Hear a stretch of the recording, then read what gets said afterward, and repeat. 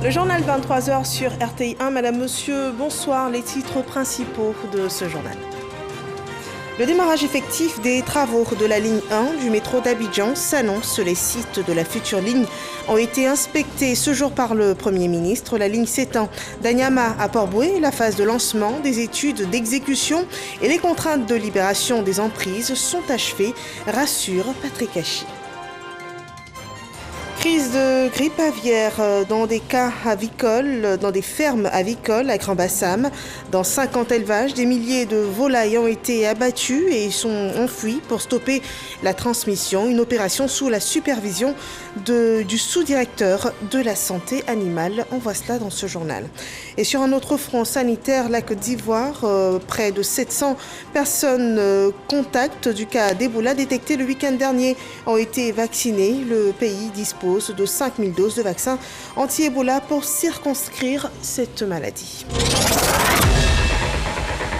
Bienvenue dans ce 23h. Le chef du gouvernement était sur les sites de la prochaine ligne de métro d'Abidjan. C'est une visite pour constater de visu les actes d'exécution du projet qui reliera les communes d'Anyama et de Port-Bouët. Une visite nécessaire pour un projet majeur avant que les acteurs opérationnels sur le terrain véritablement se mettent à l'œuvre. On le rappelle, cette ligne 1 du métro d'Abidjan est longue de 37,4 km et part du nord au sud de la capitale. Alexis Ouedraogo fait le point de cette prospection. Des passagers spéciaux ce mardi à la nouvelle gare d'Anyama. Le Premier ministre Patrick Hachi, à ses côtés les ministres de la Communication, de la Construction et du Transport. Un peu plus d'1 heure de travail sur les rails pour prendre la pleine mesure du chantier du métro d'Abidjan qui entre dans sa phase active.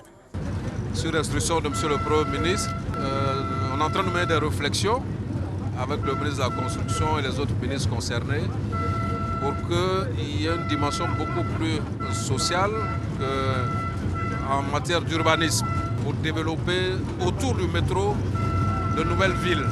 De nouvelles villes qui pourraient bien prendre en compte une problématique actuelle, celle du décongestionnement du Grand Abidjan.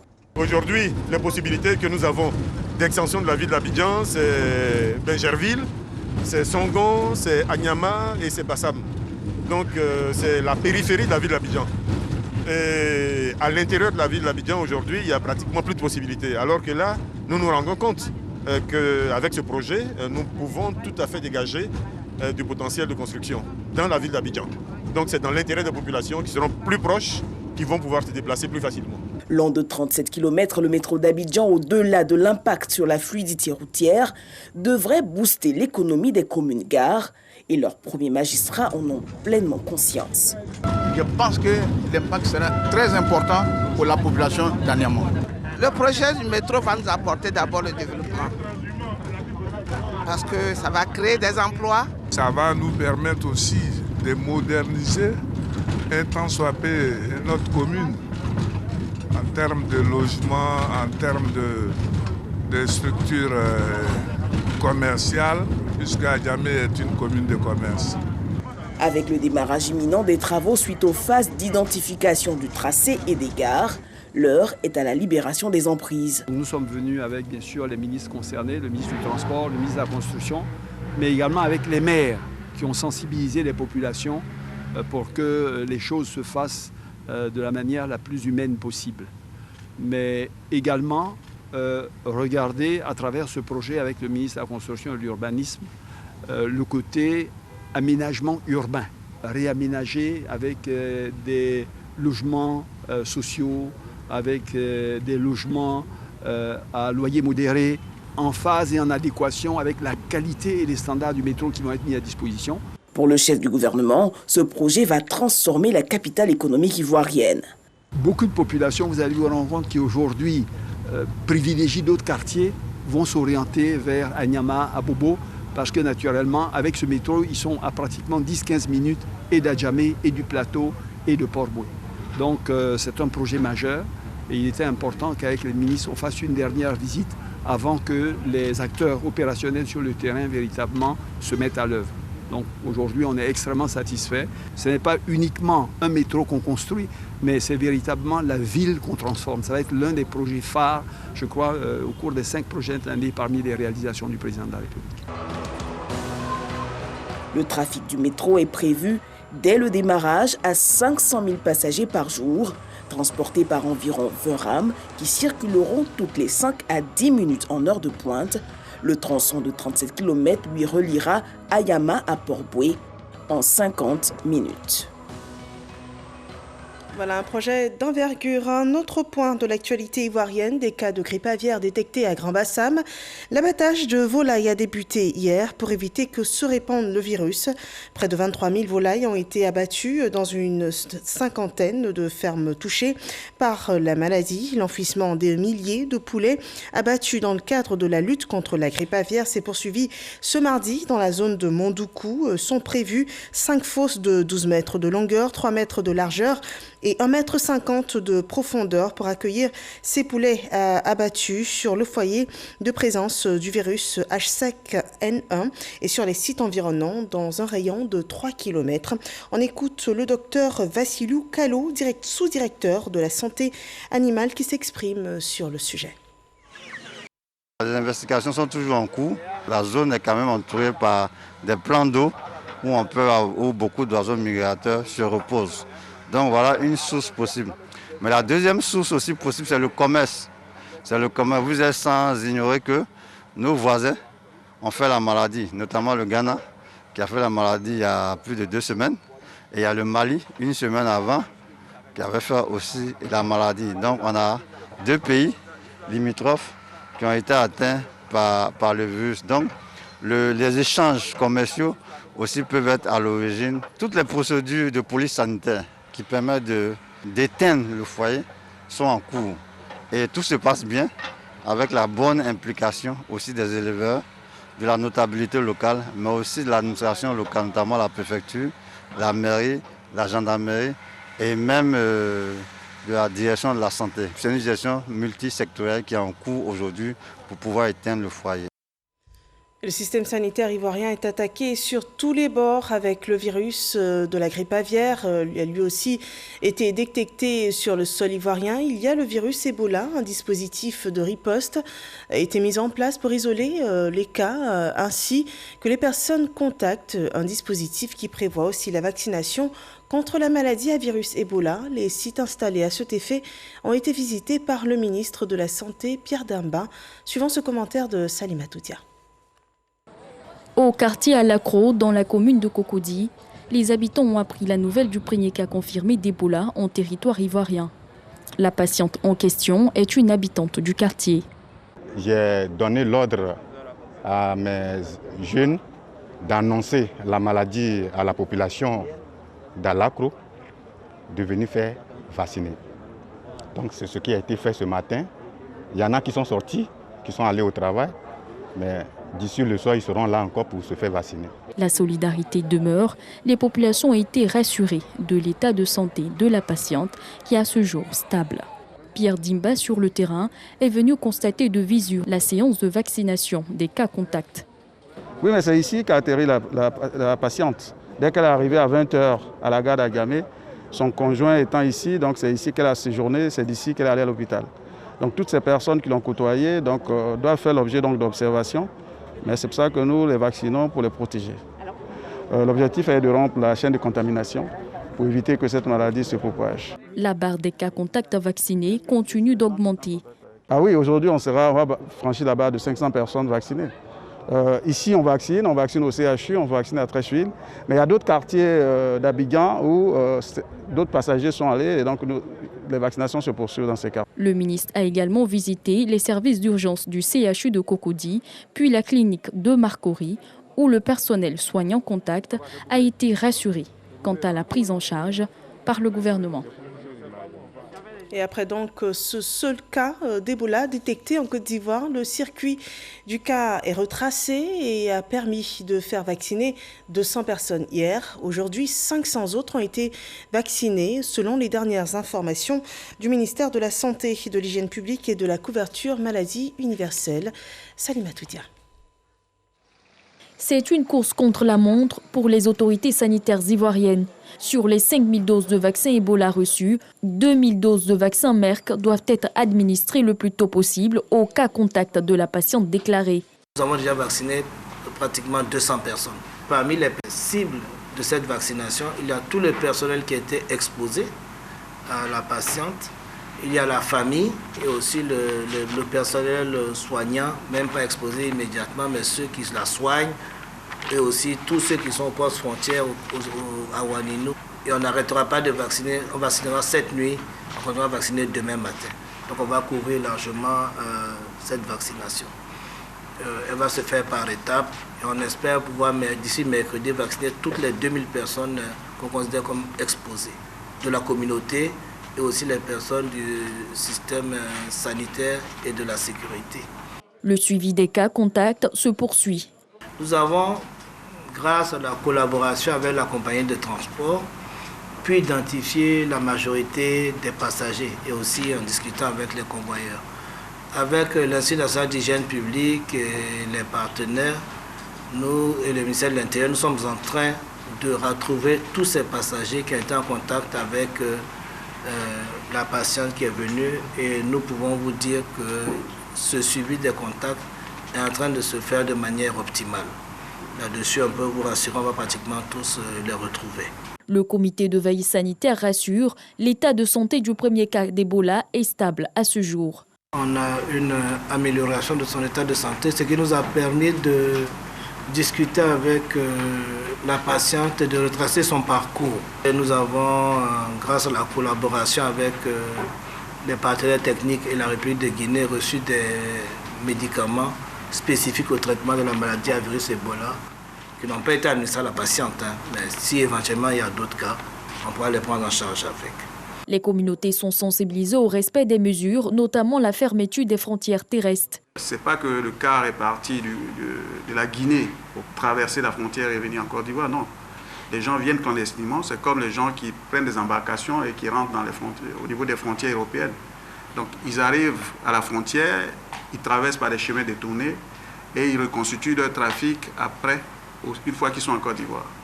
Et donc ayant eu ce cas, nous allons renforcer la surveillance épidémiologique par des méthodes aujourd'hui, comme il a dit, des méthodes modernes, on a la possibilité donc de contrôler ces personnes.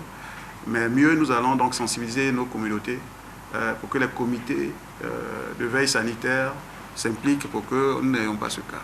Nous voulons vraiment dire que tous ceux qui voudraient donc s'aventurer à franchir la frontière dans ces mêmes conditions doivent être découragés. Pas inquiet, mais prudent, le gouvernement dans sa démarche invite les populations à faire confiance au système sanitaire. Et voilà donc sur les 2000 doses de vaccins anti-Ebola à faire administrer, 700 personnes ont été vaccinées à cette date. Faisons à présent le point des cas Covid en Côte d'Ivoire.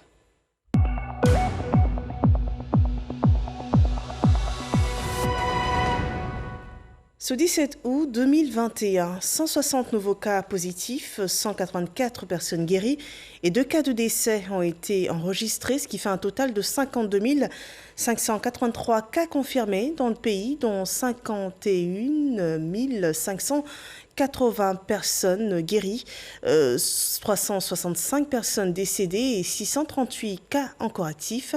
À cette date, 1 237 846 doses de vaccins anti-Covid ont été administrées sur le sol ivoirien. Le ministre de l'Intérieur et de la Sécurité, Vagando Diomandé, a ce mardi 17 août lancé un projet pilote sur la certification à la norme ISO 37101, un instrument qui exige un système de management pour le développement durable des collectivités territoriales.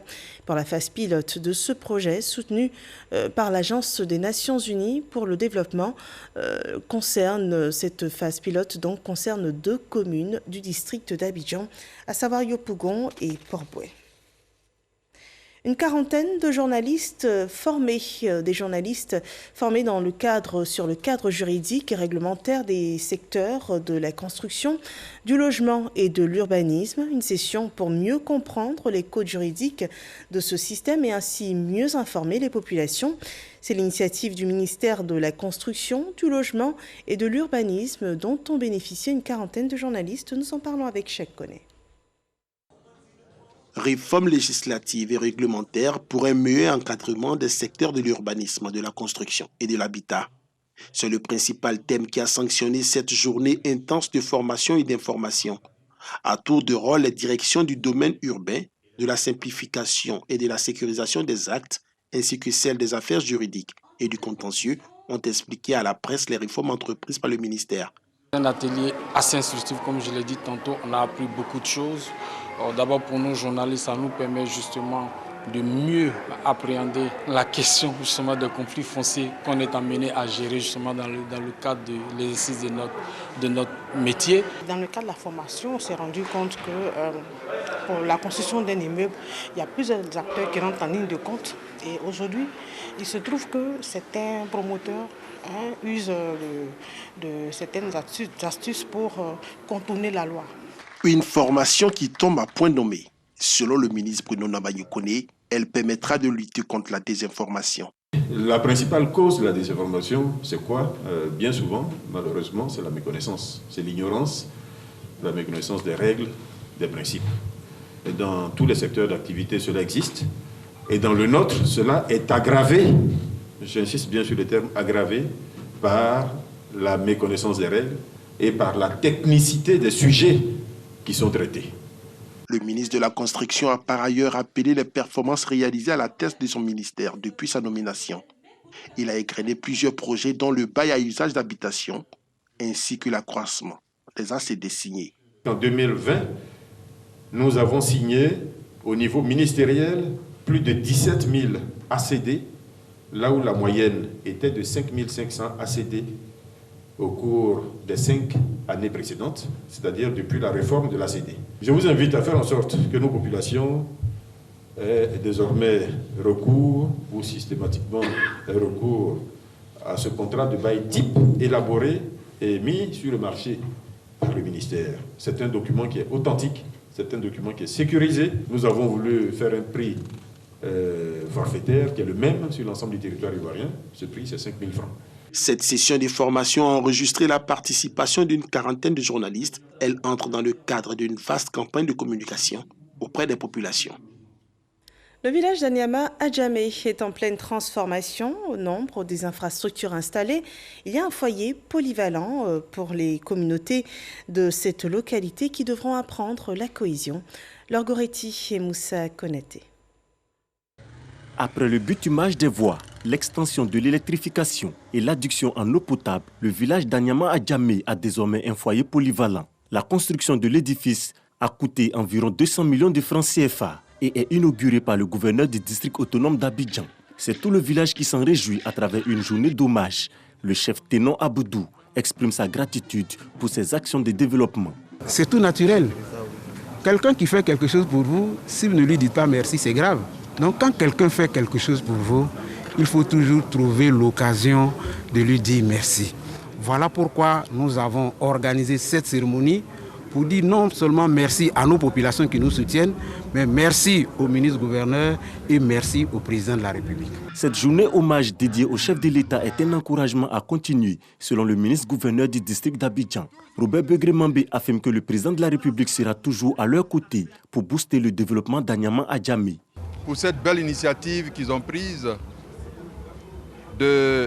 d'inaugurer les réalisations qui ont été faites aussi bien par les chefs de l'État pour le compte du village que par le village lui-même à partir de ses fonds propres pour son propre compte.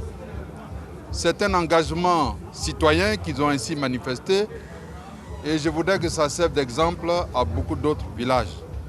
Le chef de l'État fera le maximum pour aider tous les villages dans le district autonome d'Abidjan. Les villageois eux-mêmes peuvent prendre des initiatives et l'intervention de l'État renforce la qualité des infrastructures et des équipements. par la solidarité des cadres des villages. D'autres actions ont aussi été menées, telles que la construction d'une maternité. Cette journée d'hommage a été aussi l'occasion de vanter les valeurs culturelles du peuple Nian à travers un festival dénommé Festignan. Et s'il y a une valeur prônée dans la région du Nzi, c'est bien la cohésion sociale. Elle est prônée par les communautés Baoulé et Sénoufo de cette région. On le voit dans ce reportage de Jean-Marc Djadji. Des pas du Kapadjan, danse emblématique de la culture Sénoufo, exécutée à Dimbokro. Une chorégraphie pour célébrer la cohésion entre les autochtones Baoulé et ses allogènes Sénoufo.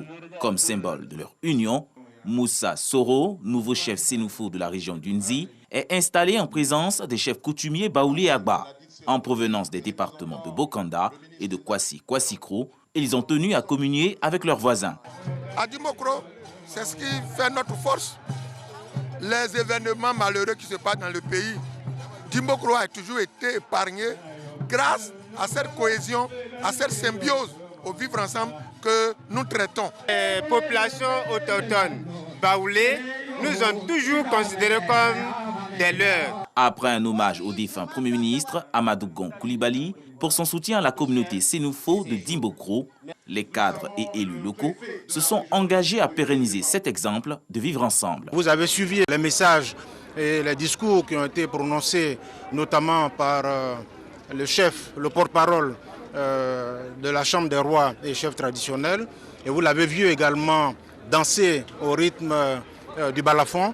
Tout ça traduit en fait la symbiose, l'harmonie et la cohésion qui existe entre les différentes populations dans la région d'Unzi. Ma joie est d'autant plus grande de constater que même avant que nous ne venions, ces deux peuples que l'histoire relie, les Baoulé et les Sénoufo, vivent en parfaite symbiose. Et cet exemple devrait servir tout le reste de la communauté, des communautés en Côte d'Ivoire. La région d'Unzi enregistre au total plus de 200 000 habitants, soit 30% d'allogènes.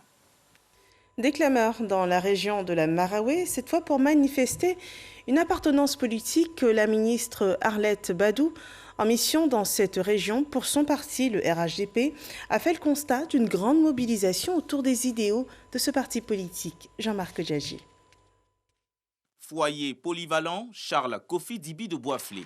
L'heure est à la restitution des résultats des travaux du RHDP dans la région de la Maraoué. Des travaux portant sur l'implantation et l'organisation du rassemblement des oufritistes pour la démocratie et la paix dans cette région. Mais à la vue des militants du RHDP, sortis nombreux, Arlette Badou-Nguessan, émissaire du parti à Boisflé, a pu constater par elle-même la vitalité du RHDP dans la Maraoué. Nous avons vu des militants engagés qui sont toujours motivés, qui sont toujours mobilisés pour la cause du RHDP. Je voudrais vraiment rassurer la haute direction du parti que le RHDP se porte bien au niveau de la Maraoué. Galvanisés par les mots d'encouragement de la ministre Arlette Badou, les militants de Boisflé, par la voix de leurs élus, ont promis de redoubler d'ardeur pour le rayonnement du RHDP dans le centre de la Côte d'Ivoire. C'est une très belle rencontre. Nous sommes très satisfaits de l'arrivée de Madame le ministre. Et nous avons travaillé durant quelques jours au compte du parti. Aujourd'hui, comme vous l'avez compris, Madame le ministre nous a dit qu'elle est très satisfaite du travail abattu. Nous sommes sur le terrain. Ado a déjà pris la Maraoué. La même ferveur a été observée dans les départements de Bonan et des Zouenoula, deux autres étapes de cette tournée de mobilisation de la ministre Arlette Badou dans la région de la Maraoué. L'engagement des militants RHDP jaugés dans une autre région, une autre mission du RHDP s'est rendu dans le Boclé pour galvaniser les militants. Le rapport de cette mission par Mahama Traoré. C'est le député Famoussa Coulibaly qui a conduit la mission du RHDP dans la région du Boclé. Durant 48 heures, les émissaires de la direction exécutive ont sillonné les départements de Fresco et de Sassandra pour échanger avec les responsables locaux, les délégués communaux et sous-préfectoraux. L'état de fonctionnement des instances locales est passé en revue. Objectif, réorganiser les bases pour une meilleure implantation du RHDP dans le Boclé en vue des futures batailles électorales. Aujourd'hui, le président dit lui met les héritages à la Côte d'Ivoire. L'héritage préservé, d'abord un héritage. C'est-à-dire ce que le président Houphouët-Boigny a laissé. Cette Côte d'Ivoire où tout le monde se retrouvait.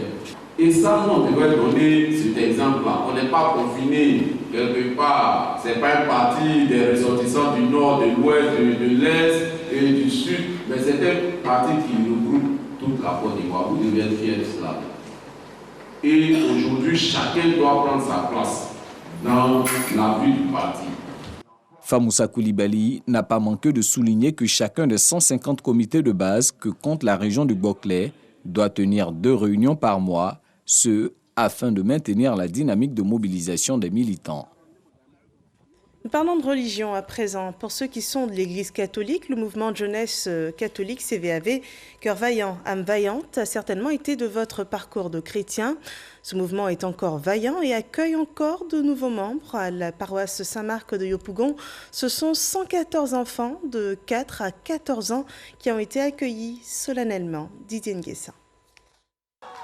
Une messe à l'honneur des membres du mouvement CVAV, Cœur vaillant, âme vaillante, de la paroisse Saint-Marc de Yopougon-Trois-Rouges. Ces enfants, issus de 3 groupes, les Benjamins au nombre de 25, les cadets 32 et les aînés 40. Au total, 114 enfants sont investis de la mission d'amener les autres enfants de la communauté à suivre le Christ et à le servir. Ils ont reçu tous les rudiments, tout ce qui est nécessaire pour pouvoir se comporter comme de bons enfants chrétiens, pour pouvoir porter aussi le message à leurs petits camarades dans leurs différents milieux de vie. Ce moment consacre l'envoi en mission des enfants, soutenus par leurs familles respectives et toute l'Église. La prise de foulard est un engagement solennel devant leurs formateurs, les responsables ecclésiastiques et toute la communauté de la paroisse Saint-Marc à évangéliser dans l'amour de Dieu le Père, le Fils et le Saint-Esprit. On peut éduquer nos enfants en s'amusant, tout en mettant Christ devant, tout en inculquant certaines valeurs, à travailler bien, être propre, être bien éduqué, mais tout ça se fait dans la foi chrétienne. Ce mouvement CVAV de la paroisse Saint-Marc de Trois-Rouges existe depuis 1984 sous l'aumônerie du frère Raymond Taillé et est placé sous la tutelle du diocèse de Yopougon. Et le mouvement CVAV est un mouvement mondial qui existe depuis les années 20. Une mosquée bâtie à coût de 135 millions de francs CFA à Séguéla, un don fait à la communauté musulmane de cette ville. L'édifice peut contenir jusqu'à 250 personnes. On le voit dans ce reportage de Kwasio Kwame.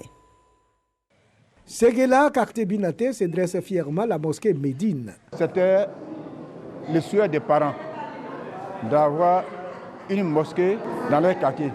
L'édifice religieux est une architecture moderne bâtie sur une superficie de 350 m², d'une capacité de 250 places, d'une cour intérieure pour la cérémonie, de 2 terrasses équipées de toilettes modernes, d'une clôture, du bureau de l'imam, d'un coût de 135 millions de francs CFA. Au nom de la famille Binaté, Sori Ibrahim a rendu hommage à tous ceux qui ont rendu possible la réalisation de ce lieu de culte par des dons ou des prières. Pour le rayonnement spirituel de l'islam et l'éducation à la bonne pratique religieuse, à la paix et à la cohésion sociale, l'orateur a demandé à ceux qui fréquenteront ce lieu d'en prendre grand soin. Le donateur est heureux d'avoir réalisé un vœu cher à ses ascendants. Chaque fois, c'était ma prière.